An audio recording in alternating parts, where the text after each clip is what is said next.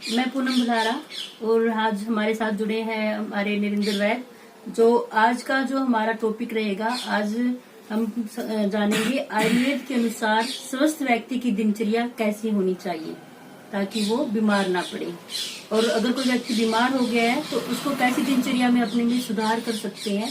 तो आज हम इसके बारे में जानकारी प्राप्त करेंगे। और नरेंद्र भाई, आपका स्वागत है।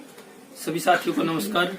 जैसे आज का जो हमारा विषय है कि हमारी स्वस्थ व्यक्ति की दिनचर्या कैसी हो और रोगी व्यक्ति की दिनचर्या कैसी हो, क्योंकि कोई भी जब बीमारी होती है तो वो दिनचर्या में गड़बड़ी के कारण, आहार विहार, ऋतुचर्या, भोजनचर्या, इन सब में गड़बड़ी के कारण ही कोई बीमारी बनती है।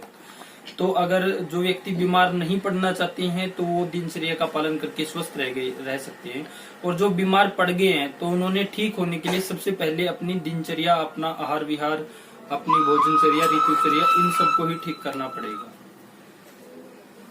तो दिनचर्या के लिए हम सबसे पहले अपने शरीर को समझेंगे, उस हिसाब से फिर हम अपना दिनचर्या का डिसाइड करेंगे। जैसे कि ये हमारा शरीर है, यहाँ से जब हम भोजन करते हैं, भोजन जब आहार नली से आमाशय में पहुंचता है, यहाँ पे हमारा भोजन है जो पेस्ट जैसा बनता है।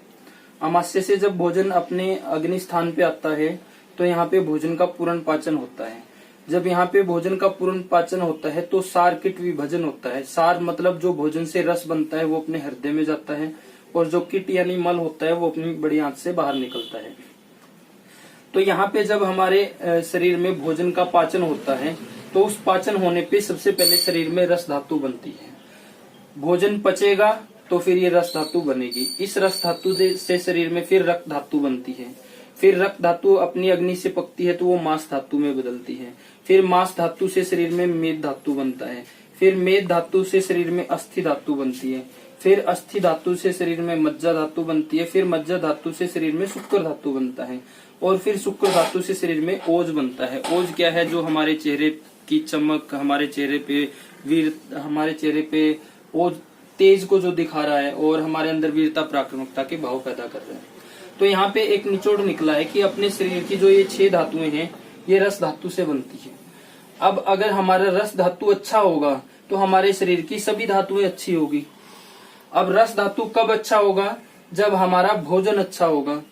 तो सबसे पहले जो हमारा रसोई का काम है, तो अगर हमारा भोजन अच्छा होगा तो रस धातु अच्छी बनेगी, रस धातु अच्छी होगी तो सातों धातुएं अच्छी बनेगी।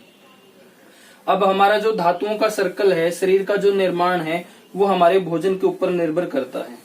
अब जो भोजन है, भोजन अगर शुद्ध होगा तो ही हमारी रस धातु शुद्ध बनेगी और फिर अगली सभी धातुएं शुद्ध बनेगी।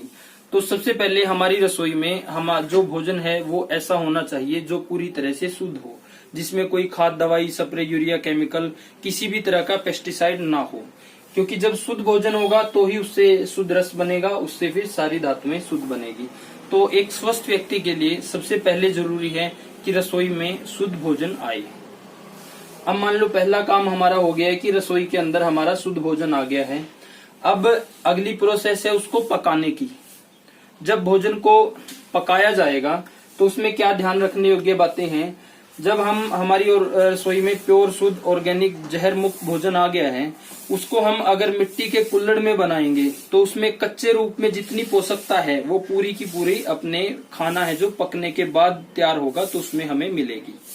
उसके बाद फिर अगर उसी खाने को, जो शुद्ध खाना है, अगर हम कांसे के बर्तन में बनाएंगे तो बनने के दौरान 3% हिस्सा है जो उसका वो खत्म हो जाएगा।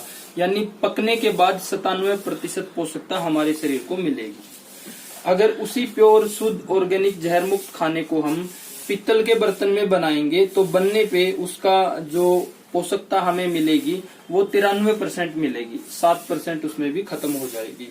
उसी प्योर, शुद्ध, ऑर्गेनिक खाने को, जहर मुक्त खाने को अगर हम प्रेशर कुकर में बनाते हैं या एल्यूमिनियम के बर्तन में बनाते हैं, जो पोषकता है वो केवल 7 से 10% ही मिलेगी। यानी हमने भोजन, पहला काम है रसोई के अंदर शुद्ध भोजन लेके आना। अब रसोई के अंदर आ गया है शुद्ध भोजन, उसको फिर बनाना ऐसे पात्र में है ताकि जो कच्चे रूप में उसमें पोषकता है वो पकने के बाद वो पूरी की पूरी हमारे शरीर को मिले। आज के समय में जो ट्रेंड है वो है प्रेशर कुकर में जल्दी बनाने के चक्कर में, या एल्यूमिनियम के बर्तनों में सस्ता होने के कारण। तो इनमें ज्यादातर आज के टाइम में बनता है। तो इससे जब खाना बनता है तो उसमें पोषकता मात्र 7 से 10% रहती है। तो ये वही काम हो गया कि हम पूरा दिन मेहनत करें और दिन रात को उसका मेहनतनामा ना मिले तो कैसा लगता है। लेकिन आम धारणा तो ये है कि मान लो प्रेशर कुकर में बनता है खाना, तो बोलते हैं कि जो सारे पोषक तत्व तो उसके अंदर भी जाएंगे, तो वो किस वजह से पोषक तत्व नष्ट होंगे। हाँ, आयुर्वेद में अब जैसे बात आती है कि कई लोगों के मन में सवाल भी होता है कि जैसे राजीव दीक्षित ने जब से ये व्याख्यान दिए है कि प्रेशर कुकर में नहीं बनाना है, तो प्रेशर आयुर्वेद तो हमारा 5000 साल पहले से है और प्रेशर कुकर अभी आया है। हाँ। तो आयुर्वेद में प्रेशर कुकर के बारे में कहाँ से आ गया, बहुत से लोगों का ये सवाल आता है। तो आयुर्वेद में जो आसव, अरिष्ट और काढ़े जो बनते हैं उनको बनाने का सिद्धांत है कि वो खुले पात्र में बनने चाहिए। अगर हम किसी भी दवाई को, जैसे 10 मूला अरिष्ट है या चंदन आसव है या कोई भी काढ़ा है, उसको अगर हम बंद बर्तन में बनाएंगे तो उसके बारे में ऐसा है कि जो चीज बंद बर्तन में बनेगी उसको हमारी आंतड़ियां आसानी से पचा नहीं पाएगी। मैंने ये भी सुना है कि जो मान लो अगर बंद कुकर में बनता है ना चीजें, हाँ जी। जो टेम्परेचर है वो बहुत ज्यादा हाई हो जाता है अंदर। हाँ जी। उस टेम्परेचर की वजह से उसके पोषक तत्व वो खत्म हो जाते हैं। हाँ, वो भी है, वो भी कारण है। टेम्परेचर क्योंकि प्रेशर हमारी देखो, हम अगर जब प्रेशर से ही समझे कि प्रेशर और फिर कुकर, प्रेशर मतलब दबाव, हाँ जी। शब्द से ही पता चलता है कि हम दिन भर मान लो काम करते हैं। अगर हमें कोई भी काम है, अब कोई भी एक व्यक्ति जैसे सामान्य सरकारी नौकरी करता है तो वो 9 घंटे की नौकरी करता है। अगर उसको 23 घंटे नौकरी पे लगा दिया जाए तो वो क्या कर पाएगा? नहीं कर पाएगा, क्योंकि वो प्रेशर उसको परेशान कर देगा। तो जो खाने के ऊपर भी प्रेशर पड़ता है तो उसकी पोषकता को खत्म करने का काम करता है। वही है कि उसमें टेम्परेचर बहुत ज्यादा हो जाता है, वो जल्दी में उसको गलाने का काम करता है। हाँ, गलाने का, पका नहीं पाता है। इसको एक एग्जांपल से समझे, अगर मान लो हम हमारे गैस के ऊपर कुल्हड़ को रखते हैं तो वो बिल्कुल सिम पे चलेगा, तो उसमें कुल्हड़ भी गर्म होने में समय लेगा और फिर छोंक भी धीरे धीरे गर्म होगा, वो अपना टाइम लेगा, यानी छोंक में ही 15 मिनट लगते हैं। उसको जो प्रेशर कुकर या किसी भी बर्तन में जब करेंगे तो बर्तन अपनी गर्मी से उसको जल्दी से पकाता है, जल्दी लेके आता है। जबकि वो जब समय लेके पक रहा है, अपना पूरा समय लेके पक रहा है, तो उसमें जो टेस्ट है वो भी अलग रहेगा, पोषकता भी उसमें पूरी रहेगी। मान लो इसको इस एग्जांपल से समझे, कोई फ्रूट है, उसको अगर हम वो प्राकृतिक रूप से फल के वृक्ष के ऊपर लग के पकेगा तो उसमें स्वाद भी प्राकृतिक होगा और उसमें पोषकता भी भरपूर होगी। और जब उसी को हम केमिकल से अगर पकाएंगे तो उसका आप टेस्ट और महसूस, जब उसको खा के देखेंगे तो टेस्ट उसका वो नहीं आएगा जो प्राकृतिक रूप से पका हुआ है, तो उसमें पोषकता भी उसी तरह की नहीं रहेगी। तो आयुर्वेद का ये सिद्धांत है कि भाई आप कोई भी औषध है वो बंद बर्तन में, कोई भी काढ़ा है तैयार नहीं कर सकते, करोगे तो वो विष का काम करेगा, वो औषधि का काम नहीं करेगा। तो यही नियम है जो प्रेशर कुकर के ऊपर भी लागू होता है। तो जैसे हम दिन भर काम करें, शाम को उसका मेहनतनामा ना मिले तो हमें कैसा लगता है? बुरा लगेगा। तो होता क्या है, जब हमारा शरीर है अब प्रेशर कुकर के खाने को जब पचा रहा है, वो पचाने पे मेहनत तो कर रहा है लेकिन शरीर को मिल कुछ भी नहीं रहा है। तो सबसे पहला काम है कि हमारी रसोई में शुद्ध भोजन हो, क्योंकि शुद्ध भोजन से ही हमारी सभी धातुएं अच्छी बनेगी, शुद्ध बनेगी। और दूसरा काम है कि जो हमारी रसोई में जब शुद्ध भोजन आ गया है तो उसको पकाना ऐसे बर्तन में है जिसमें हमारे खाने की पोषकता पूरी बनी रही। अब 2 काम हमने कर लिए हैं। तीसरा काम है कि जो हमारा शरीर है वो भोजन से चलता है। हमारा शरीर भोजन से चलता है। हम दिन में 2 से या 3 बार जब भोजन ग्रहण करते हैं तो उससे एनर्जी मिलती है, जब वो पचता है। तो हमारा जो शरीर है भोजन से चलता है। और जब हम खाना हमारे जठर स्थान पे जाता है तो यहाँ पे जाके 2 ही काम होते हैं, या खाना पचता है या खाना सड़ता है। अब पचना चाहिए कि सड़ना चाहिए? पचना चाहिए। जब वो पचेगा तो शरीर में लगेगा और सड़ेगा तो बीमारियां पैदा करेगा। यानी खाना जब भी हम खाएं तो वो केवल खाना नहीं है। हमारे देश की 90 से 95% जो जनसंख्या है वो केवल खाने को पेट में डालने का, यानी पेट भरने का काम करती है। तो यहाँ पे एक निष्कर्ष ये निकला है कि जब खाना हमारे पेट में जाता है तो वो 2 ही काम करेगा, या पचेगा या सड़ेगा। पचेगा तो शरीर में लगेगा, सड़ेगा तो बीमारियां पैदा करेगा। तो जब हम खाना खाएं तो वो केवल खाना नहीं है, वो इस दृष्टि से खाना है कि वो पचाना जरूरी है। जब वो पचेगा तो ही शरीर में लगेगा, नहीं तो आपका खाना ही बीमारियां पैदा करता रहेगा। अब यहाँ पे नियम निकल के आया है कि खाना पचना जरूरी है। अब तीसरा नियम है कि हमने खाना ऐसे टाइम पे खाना है कि जब उसका पाचन हो। ये नहीं है कि ये कचरे का डिब्बे की तरह इसमें हमने रात को कभी भी डाल दो, 10 बजे आए हो तो उस समय 10 बजे डाल दो, 11 बजे डाल दो। तो हमारा ये शरीर है, इसको हमने कचरे का डिब्बा नहीं बनाना है। आयुर्वेद के अनुसार जो हमारा भोजन का नियम बनाया गया है, खाने का नियम, कि किस समय पे हमने खाना है। तो जो व्यक्ति ज्यादा मेहनत नहीं करते हैं या जिनका कुर्सी का काम है, तो उन लोगों के लिए जो खाने का नियम आयुर्वेद में बताया गया है वो इस तरह से बताया गया है कि जैसे अग्निहोत्र है, यज्ञ है, वो सुबह और शाम को किया जाता है। तो भोजन भी आयुर्वेद के अनुसार 2 टाइम ही करना चाहिए, सुबह और शाम को। अब सुबह के टाइम में समय कौन सा सबसे अच्छा है? तो सुबह के टाइम में जो समय है वो 7 से 9:30 के बीच में सबसे अच्छा है। वो समय सबसे अच्छा क्यों है? क्योंकि ऐसा बोला जाता है कि जो हमारी जठराग्नि है उसका जो संबंध है वो सूरज के साथ जुड़ा है। अब जैसे आप एक चीज देखते हैं कि प्रकृति में जितने भी पशु पक्षी है वो सब रात को आराम करते हैं और सुबह सूरज निकलने पे वो खाने के लिए निकल पड़ते हैं। तो जो प्रकृति ने हमारे शरीर को डिजाइन किया है, हमारी जो अग्नि को डिजाइन किया है, जठराग्नि को, वो जठराग्नि सूरज के साथ कनेक्टेड है। भाई जब सूरज निकलेगा तो उस समय अग्नि की ताकत अच्छी होती है और सूरज छिपने के समय तक, जब तक सूरज है तो अग्नि में बल अच्छा होता है। तो जब सूरज निकला है वो 7 से 9:30 के बीच में टाइम है। दूसरा कारण ये है कि वो कफ का समय है। कफ का समय है तो हमारे पेट में जो पाचक रस है जो भोजन को पचाने का काम करते हैं, अब जब कफ का समय है तो वो पेट में धीरे धीरे रिलीज होंगे, यानी वो खाने को पेट में देर तक रहेंगे, तो वो खाने का पाचन अच्छे से कर देंगे। तो ये 2 कारण हैं कि एक तो सूरज के साथ हमारी जठराग्नि जुड़ी है, भाई सूरज निकलने पे 7 से 9:30 के बीच में आप भोजन करो। दूसरा वो कफ का समय है, पाचक रस जो लंबे समय तक पेट में रहते हैं तो वो भोजन को पाचन करने का काम करेंगे। तो एक स्वस्थ व्यक्ति के लिए भी और जो रोगी व्यक्ति है उनके लिए भी कि जो सुबह का भोजन है वो 7 से 9:30 के बीच में हो जाना चाहिए। अब जो व्यक्ति सुबह का भोजन 7 से 9:30 के बीच में कर लेता है, और सुबह के भोजन के बारे में ऐसा बोला गया है कि ये भोजन दिन के बाकी समय की तुलना में थोड़ा भारी होना चाहिए, क्योंकि जठराग्नि सबसे अच्छी होती है इस समय पे। तो इस समय पे जो भी व्यक्ति भोजन कर लेगा उसका पाचन अच्छे से होगा, पाचन अच्छे से होगा, भोजन पचेगा तो शरीर में लगेगा, शरीर में लगेगा तो शरीर चल ही भोजन से रहा है तो उसकी इम्यूनिटी भी अच्छी होगी। तो पहली इम्यूनिटी हमें भोजन से मिलती है। ये हो गया है सुबह का हमारा समय। और जो शाम का समय बोला गया है वो बोला गया है कि सूरज छिपने से 40 मिनट पहले तक, यानी कि शाम का खाना है जो वो 6 बजे के आसपास हो जाना चाहिए। इस समय तक जब हम खाना खाएंगे तो उस समय सूरज छिपने तक जठराग्नि है जो उस सुबह की तुलना में कम होती है, तो इसलिए उस समय खाना भी थोड़ा चाहिए।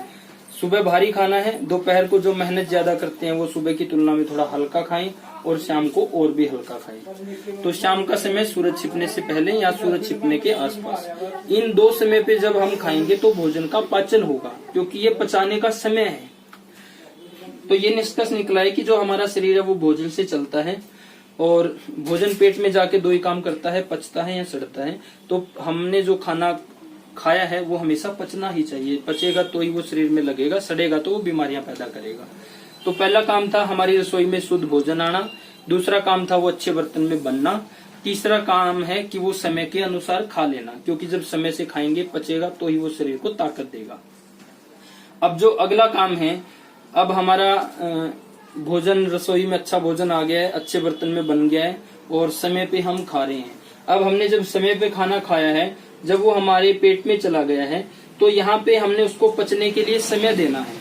कई लोग क्या करते हैं, खाने के साथ में पानी इस्तेमाल कर लेते हैं या खाने के थोड़ी देर बाद पानी का प्रयोग करते हैं या फिर चाय का प्रयोग कर लेते हैं।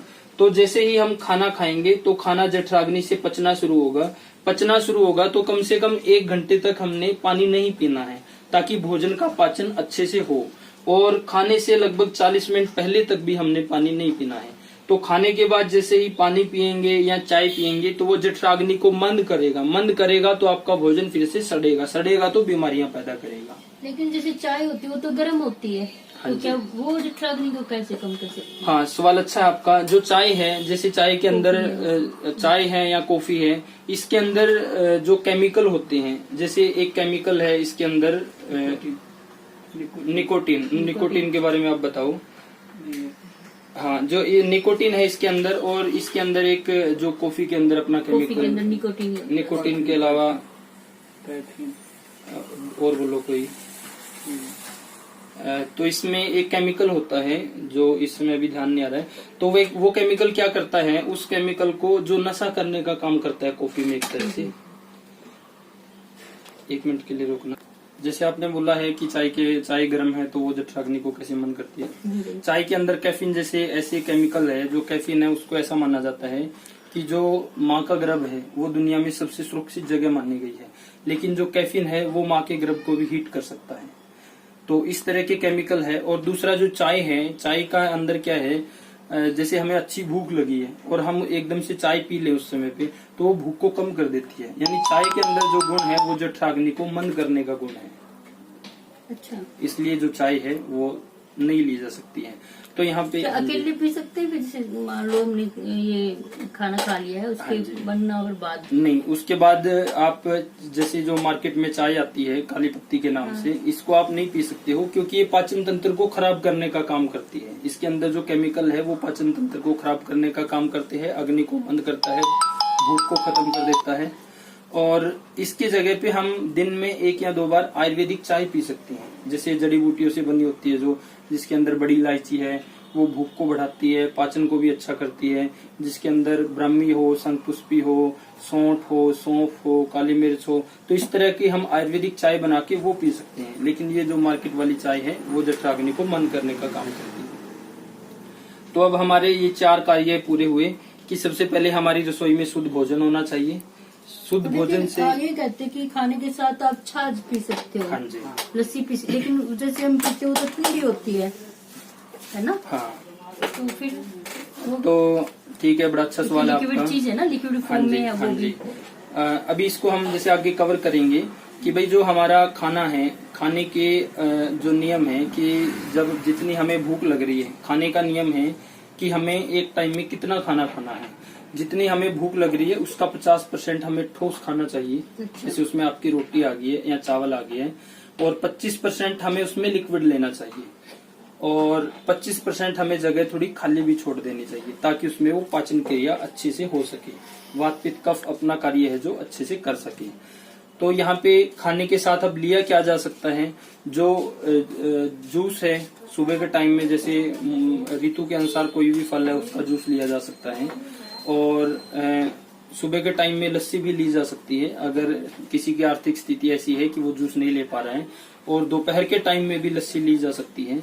और शाम के समय में फिर खाना अकेला ही लेना चाहिए। 1 घंटे के बाद उसके पानी पी सकती हैं, और बाद में कम से कम 2 घंटे के बाद दूध लेना है।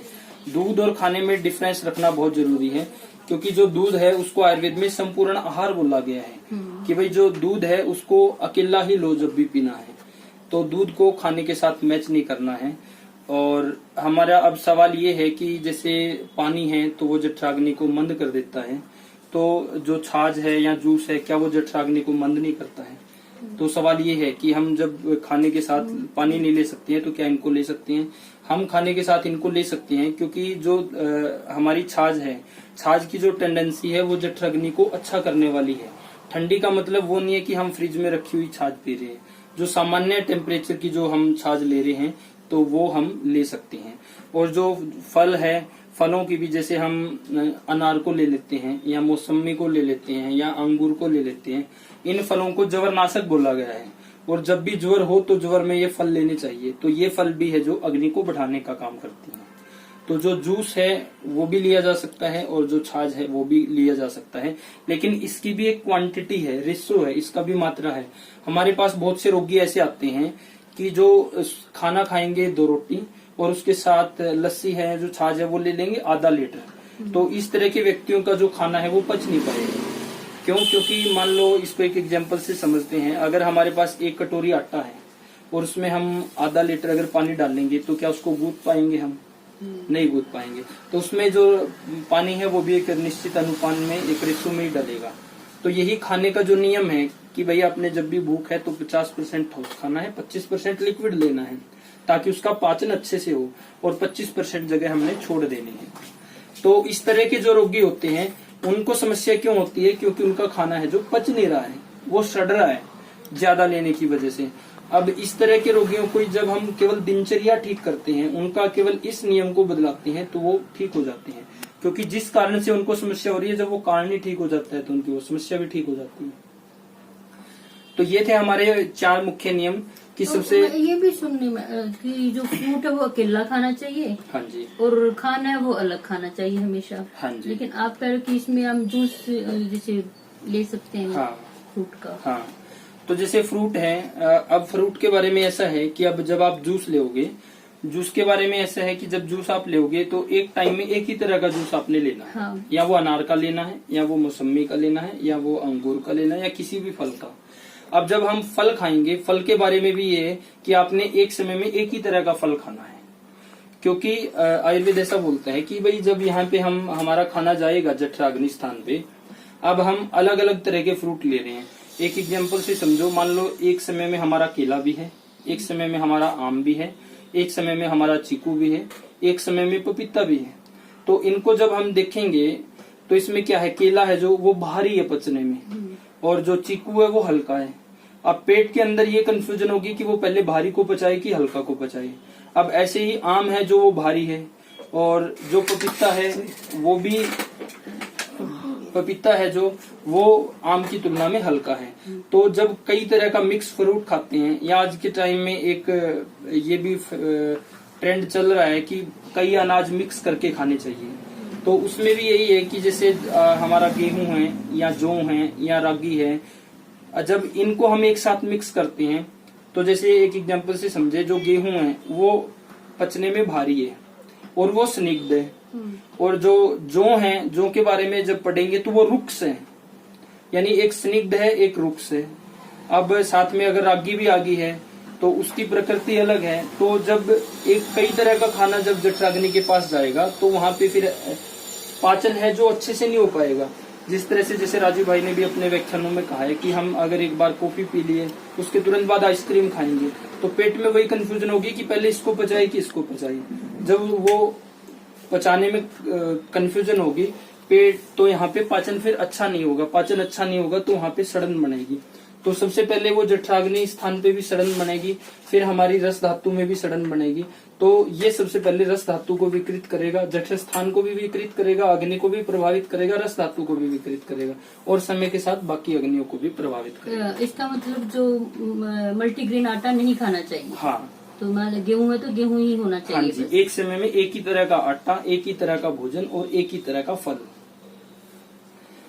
जब मिक्स लेंगे तो समस्या यही आएगी कि जठराग्नि किसको पचाए। जैसे हम एक टाइम में कोल्ड ड्रिंक भी ले ली है और फिर हम गर्म कॉफी भी पी रहे हैं, तो पेट में समस्या ये होगी कि पचाए किसको। वही कंडीशन इस पे लागू होती है कि एक आटा है जो रुक्ष है, एक कंफ्यूजन होगी, तो जो रस है वो दूषित बनेगा। एक ही तरह का आटा खा रहे हैं तो एक ही तरह का अच्छा रस बनेगा। तो हमारे जो 4 नियम अभी निकल के आए कि सबसे पहले रसोई में शुद्ध भोजन होना चाहिए, यानी स्वस्थ रहने के लिए जो रसोई है उसको सबसे पहले ठीक करना पड़ेगा। जो स्वस्थ व्यक्ति है वो भविष्य में स्वस्थ रहना चाहता है तो वो अपनी रसोई को ठीक करे, और जो बीमार व्यक्ति है वो भी अपनी रसोई को ठीक करे। क्योंकि बीमारियां क्यों आई हैं, जैसे हम पढ़ रहे हैं कि जब पेट में खाना यहाँ पे चला गया तो वो 2 ही काम करेगा, या पचेगा या सड़ेगा। अब खाना सड़ता रहेगा तो दवाइयाँ कितना काम करेगी। तो पहले कारणों को बंद करना पड़ेगा। अब कारणों में यही आ गया, पहले शुद्ध भोजन, फिर वो अच्छे बर्तन में बनना चाहिए, पकने के बाद पूरी पोषकता अपने शरीर को मिलनी चाहिए, फिर वो समय पे खाना है, क्योंकि समय पे खाएंगे तभी उसका पाचन होगा, और फिर उसको पचने का भी समय देना है जब वो पेट के अंदर चला गया है। तो ऊपर से हमने चाय या कॉफी वगैरह या पानी वगैरह 1 घंटे तक जब तक पाचन हो तो नहीं लेना है।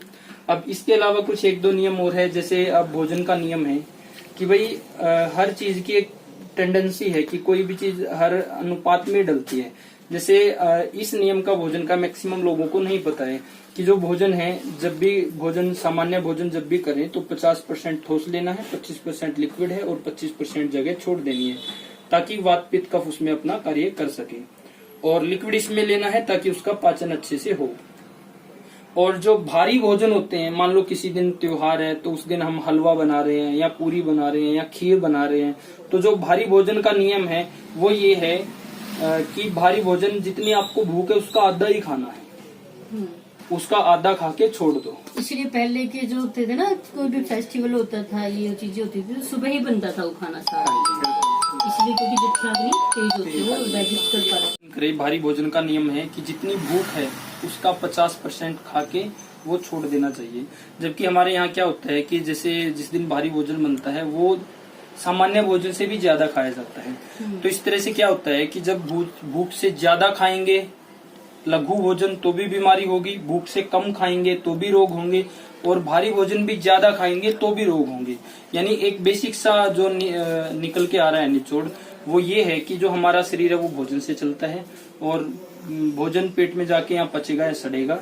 तो भोजन जब भी खाएं वो पचना चाहिए, नहीं तो हमारा भोजन ही शरीर में रोग पैदा करता रहेगा। अब इसमें कुछ और नियम है कि जैसे हमने खाने में सेंधा नमक ही इस्तेमाल करना चाहिए, और भोजन के रूप में जैसे जो सब्जी में छौंक लगता है वो ऋतु के अनुसार हमें तेल का प्रयोग करना चाहिए। इसके बारे में हम कल भी डिस्कस कर चुके हैं कि भाई गर्मियों के टाइम में हमें गाय का घी या नारियल का तेल खाना है, क्योंकि ये दोनों ही ठंडे होते हैं। और अप्रैल मध्य से लेके शरद पूर्णिमा तक, और हेमंत और शिशिर ऋतु नवंबर से फरवरी के बीच में हमने खाने में जो मूंगफली का तेल इस्तेमाल करना चाहिए, और वसंत ऋतु के 2 महीनों में सरसों का तेल इस्तेमाल करना चाहिए, उसमें कफ बड़ा होता है। और ये जो तेल है वो या अपना खुद का निकाला हुआ या किसी अपनी भरोसेमंद जगह से लिया हुआ होना चाहिए, जो लकड़ी की कच्ची घानी कोल्ड प्रोसेस से निकाला हो। अगर इसको बड़े बड़े एक्सपोलर में जब निकालते हैं तो वहां पे टेम्परेचर निकालते निकालते बहुत ज्यादा हो जाता है, तो उसकी जो पोषकता है वो डाउन हो जाती है। तो हमारा नमक में सिंधा नमक होना चाहिए, और तेल इस्तेमाल घर का होना चाहिए। जो घी है वो गाय का होना चाहिए, दूध है जो गाय का होना चाहिए। तो इस तरह से हम अपनी दिनचर्या को सेट करके किसी भी रोग से बच सकती हैं। और जो रोगी व्यक्ति है जो अपना भोजन को ठीक करेगा, यानी उसको कोई भी बीमारी तभी आई है जब उसका आहार विहार, दिनचर्या, भोजनचर्या, ऋतुचर्या, रात्रिचर्या ये सब बिगड़े हुए हैं। तो जब वो अपनी दिनचर्या को ठीक करेगा तो उससे उसके जब कारण ठीक होंगे तो उसके बाद दवाई भी अच्छे से काम करेगी। तो आशा है आप सभी को दिनचर्या के ऊपर ये वीडियो। सर, जो भोजन को कितने टाइम के बाद खा लेना चाहिए, जैसे होता है ना कि फ्रेश है, हाँ, या फिर फ्रीज वाला भी हो जाता है कई बार। हाँ जी, तो भोजन का जो नियम है कि भोजन जब भी बने तो उसको 48 मिनट तक या 1 घंटे तक खा लेना चाहिए। उसके बाद जैसे ही वो पुराना होता चला जाएगा तो उसमें पोषक तत्व है वो खत्म होते चले जाएंगे। यानी कि हर समय जो खाने के लिए बोला गया है वो गर्म भोजन को, ताजे भोजन को लिए खाने के लिए बोला गया है। ऐसा नहीं करना है कि सुबह का बनाया हुआ उसको ही दोपहर को खा रहे हैं या उसको ही शाम को खा रहे हैं, फिर उसको फ्रिज में रख दिया है, तो वो एक तरह से विष का काम करेगा। उसके बारे में तो आयुर्वेद में ऐसा बोला गया है कि वो तो पशुओं के भी खाने के लायक नहीं है। तो भोजन हमेशा ताजा खाना चाहिए। एक समय में इतना ही भोजन बनाए जो एक समय में कंज्यूम हो सके। और कोई सवाल? तो आशा है आप सभी को दिनचर्या के ऊपर ये वीडियो पसंद आई होगी। नमस्कार।